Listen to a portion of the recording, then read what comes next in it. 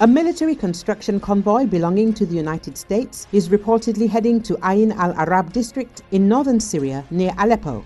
The video posted on X social media platform shows the convoy on the road in an unidentified location. The construction's material will reportedly be used to build a US military base on the border with Turkey in the city controlled by the Syrian Kurdish military group, Syrian Democratic Forces, known as SDF.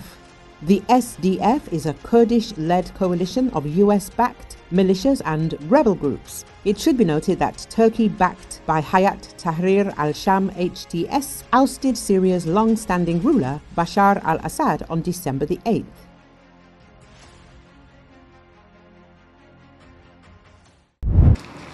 Hundreds of Syrian soldiers and officers lined up to reconcile their status on Wednesday, the first day of the new year, outside a reconciliation center in Homs in central Syria. Former soldiers were aiming to register their details with the new interim government so they could get new identity cards that would allow them to live and move freely in Syria. Former soldiers entering the center filled out an application form, received an application number and posed for a photograph. They received a receipt that will allow them to receive a temporary ID. The new Syrian interim government gave safety assurances and amnesty to soldiers and police officers who hadn't taken part in torture and killing during Assad's rule. Mazen Jabouli, an official at the Reconciliation Center, urged the former soldiers to surrender their weapons, saying, "We ask them to surrender the weapon to avoid any chaos and to avoid any legal questioning."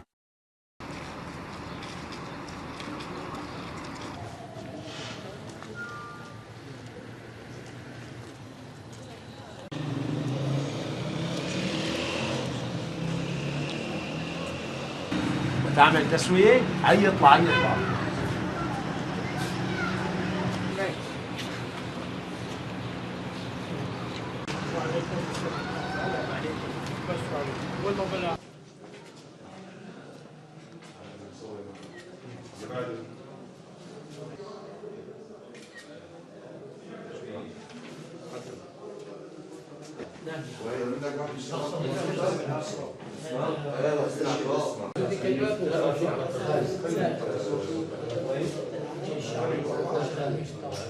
نحن بنستقبل عناصر النظام البائد المخلوع، بنستقبلهم على 4 مراحل. أول مرحلة بناخذ منهم الاسم، ثاني مرحلة بيتم تصويرهم، الثالثة بنسجل بياناتهم. المرحلة الرابعة بعد ما نخلص استكمال البيانات بنعطيهم وصل، هذا الوصل بموجبه بيستلموا الهوية المؤقتة بعد 10 أيام. تسليم السلاح عم يكون قليل جدا، نحن عم نطالب انه يسلمونا سلاح مشان ما يصير في فوضى، وبنفس الوقت اذا ما سلمونا سلاح رح يعرضوا نفسهم لمساءلة قانونية.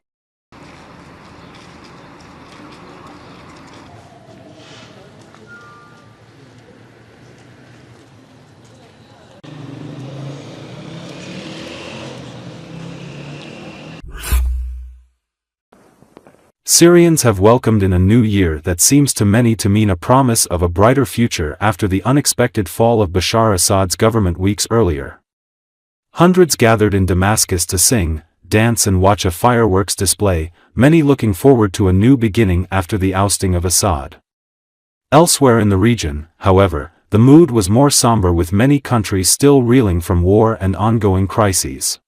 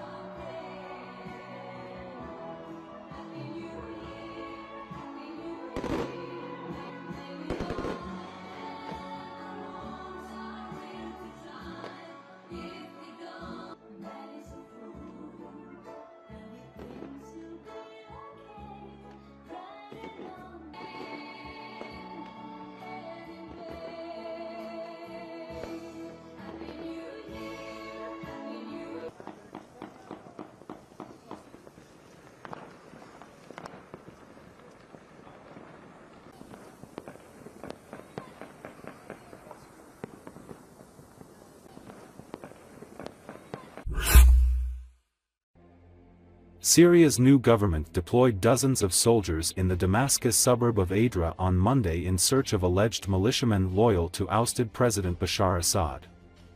Several men were seen being rounded up and taken away in military police vehicles. A security campaign was carried out in Adra town which led to the arrest of the militia leaders in the area, said Abu Yarab, a security official who did not give his full name in accordance with regulations.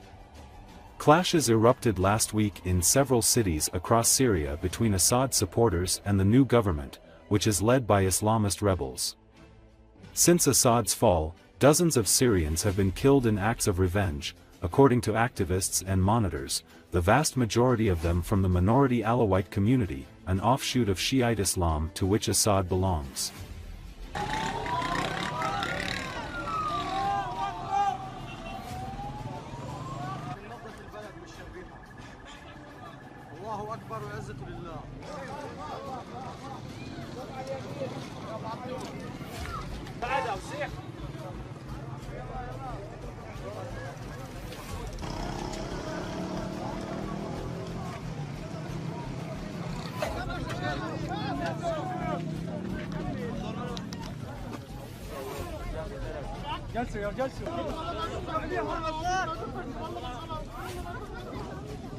تم اليوم حملة أمنية في منطقة عذرا البلد لاعتقال رؤوس الشبيحة الموجودين في المنطقة، والحمد لله رب العالمين تم اعتقال 5 أشخاص من الرؤوس الموجودين في المنطقة.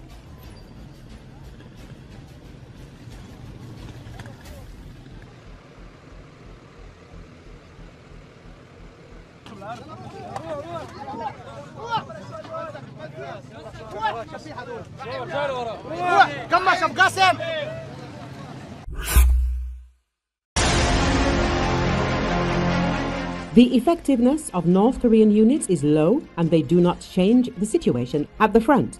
This was stated by the Deputy Commander of the Freedom of Russia Legion, Maximilian Andronikov, call sign Caesar, on air at vecha.live.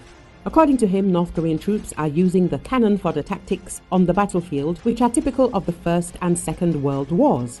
Caesar noted that this is being done to exhaust the Ukrainian armed forces' resources, such as ammunition and drones. These units are not particularly effective. To be honest, we expected more from them. These are the words of those who encountered them in battle, Caesar detailed. According to the fighter, Russian dictator Putin is throwing in all his reserves, trying to secure the occupied territories before possible negotiations, so the fighting at the front is very heavy. On November the 22nd, the commander of the combined unit of the 153rd Separate Mechanized Brigade, Nazari Kishak, call sign Sheriff, said that DPRK troops had already been spotted in one of the directions of the front in Ukraine. We see that there are already DPRK troops in our Kharkiv direction, he noted. Earlier, it was reported that there are about 10,900 servicemen from the DPRK in the Kursk region of the Russian Federation. According to South Korean intelligence, these forces were deployed as part of a Russian airborne unit and marine unit. North Korean troops deployed in Russia's Kursk region are reportedly facing significant casualties and inadequate support from Russian forces, according to Ukrainian officials.